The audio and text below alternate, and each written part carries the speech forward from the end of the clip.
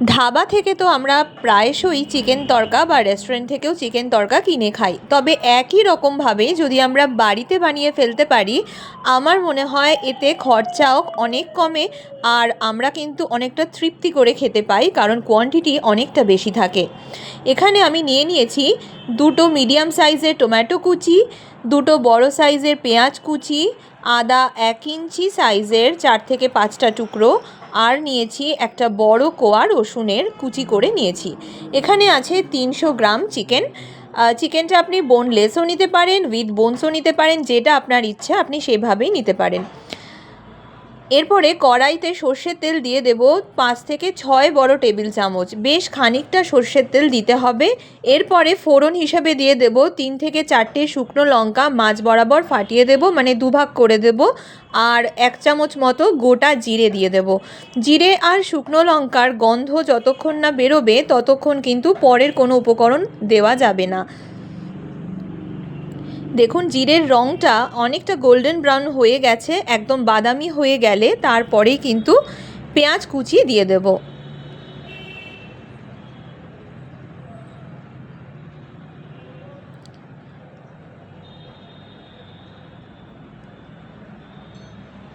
শুকনো লঙ্কাটাও আমার ভাজা হয়ে গেছে আর গোটা জিরেটাও একদম ডান।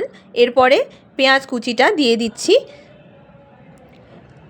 পেঁয়াজ কিন্তু অনেক সময় তেলে দিলে গায়ে ছিটে আসে, আপনারা চাইলে সামান্য একটু নুন দিয়ে দিতে পারেন তেলে, তাহলে কিন্তু গায়ে ছিটে আসার প্রবণতা কম। আর অবশ্যই কিন্তু গ্যাসের ফ্লেমটা একদম লো করে তারপরেই দেবেন। এরপরে মিডিয়াম টু হাই ফ্লেমে পেঁয়াজ কুচিগুলো একদম ভেজে নিতে হবে লাল করে। তারপরে দিয়ে দেব টমেটো কুচি। এখানে যদি মিডিয়াম সাইজের টমেটো থাকে দুটো দিয়ে দেবেন, আর বড় সাইজের টমেটো যদি থাকে তাহলে 1.5খানা দিলেই এনাফ। এবার পুরো টমেটো কুচিগুলো দিয়ে ভালো করে নাড়াচাড়া করে নিতে হবে।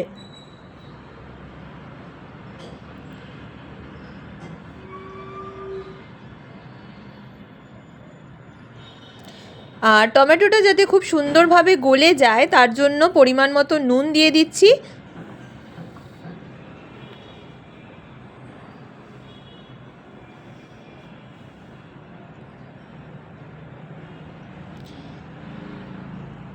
যখন টমেটোগুলো একদম নরম হয়ে যাবে তারপরেই কিন্তু আদা রসুন বাটা দেব, আদারওয়াইজ এখন কিন্তু দেওয়ার কোনো প্রয়োজন নেই।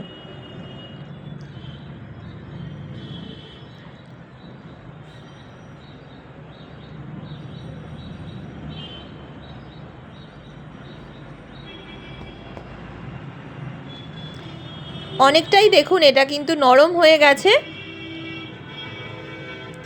টমেটোগুলো একদম গলে গেছে। এরপরে আদা রসুন, আর আমি এখানে কিন্তু দুটো কাঁচা লঙ্কাও বেটে দিয়েছি,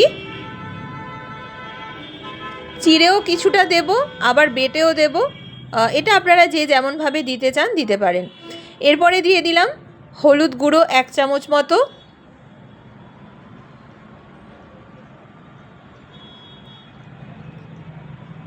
তারপরে দেব জিরে গুঁড়ো 1 চামচ, ধনে গুঁড়ো 1 চামচের একটু বেশি দেব, কারণ আমি চিকেন মাটনে ধনে গুঁড়োর পরিমাণ জিরে গুঁড়োর থেকে একটু বেশি দিই। আর এখানে আমি দিয়ে দেব আমচুর পাউডার 1/2 চামচ। আমচুর পাউডার দিলে স্বাদটা অসাধারণ আসে, আর আমি চিকেন কষাতেও আমচুর পাউডারটা ইউজ করি।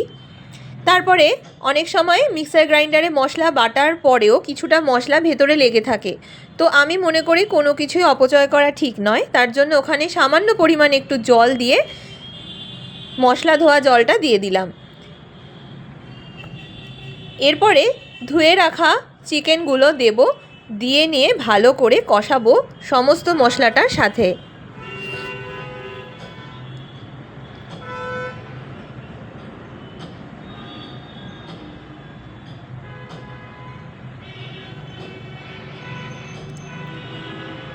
মিডিয়াম টু হাই ফ্লেমে দিয়ে চিকেনটাকে ভালো করে মশলাটার সাথে কষিয়ে নিতে হবে।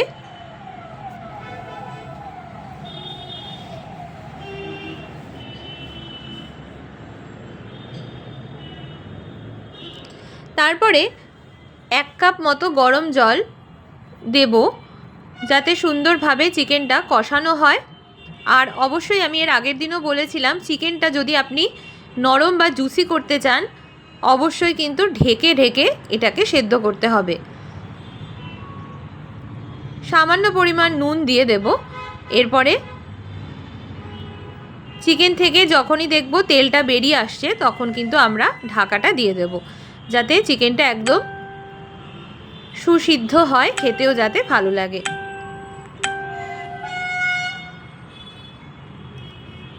দেখুন চিকেনগুলো একদম জুসি নরম হয়ে যাবে। আর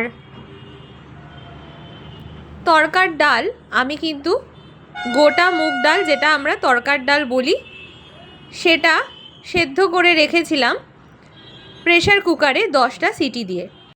400 গ্রাম তরকার ডাল প্রেশার কুকারে 10টা মতো সিটি দিয়ে নিয়েছি। এটা আপনারা দোকানে গেলে বলবেন গোটা মুগ ডাল বা তরকার ডাল বললেই ওরা কিন্তু দিয়ে দেবে। তারপরে প্রেশার কুকার থেকে বার করে জলটা কিন্তু অবশ্যই ঝরিয়ে নিয়ে তারপরে পুরোটা দিয়ে চিকেনটা সেদ্ধ হয়ে যাওয়ার পরেই কিন্তু আমি ডালটা দিয়েছি। ভালো করে নাড়াচাড়া করার পরে এখানে আমি লঙ্কা কুচি দিয়ে দিয়েছি 3 থেকে 4টে মতো। আপনারা যারা যেরকম ঝাল খান তারা ততটাই লঙ্কা দেবেন। যেহেতু আমি বেটেও কিছুটা দিয়েছি, তাই এখানে চিড়ে কিছুটা দিয়ে দিলাম বা কুচি করে দিয়ে দিলাম। এখন আমাদের কাজ হচ্ছে মিডিয়াম টু হাই ফ্লেমে দিয়ে পুরো তরকাটাকে কষাতে হবে চিকেনের সাথে।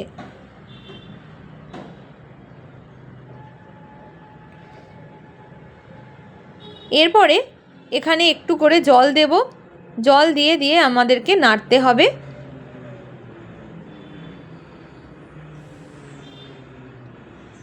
তারপরে এখানে দিয়ে দেব পরিমাণ মতো নুন।